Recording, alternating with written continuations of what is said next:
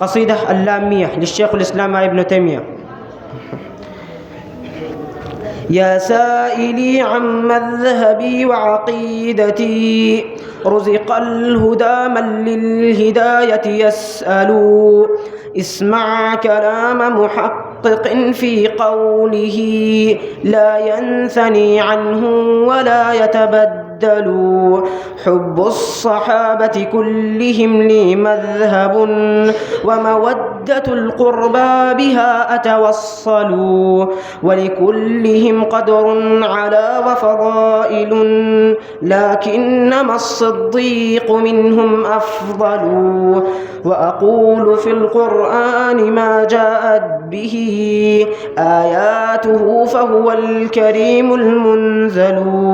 وأقول قال الله جل جلاله، والمصطفى الهادي ولا أتأول.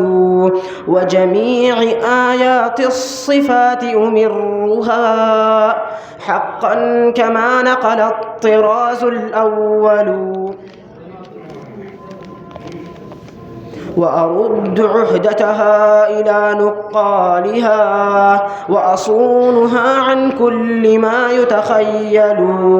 قبحا لمن نبذ القرآن وراءه، وإذا استدل يقول قال الأخطل.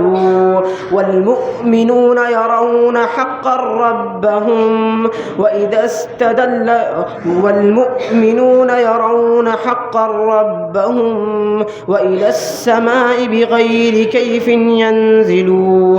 وأقر بالميزان والحوض الذي أرجو بأني منه ريا أنهل. وكذا الصراط يمد فوق جهنم، فمسلم ناج وآخر مهمل. النار يصلاها الشافعي بحكمة، وكذا التقي إلى جنان سيدخل. ولكل حي عاقل في قبره عملا يقارنه هناك ويسأل. فإن اتبعت سبيلهم فموفق، وإن اتبعت فما عليك معول. ما شاء الله. وعليكم السلام. الطالب الأول في هذه البرنامج الشيخ أبو ياس، الشيخ أبو ياس. وبعد ذلك يكون جالسا السيد حفيظ الرحمن. وبعد ذلك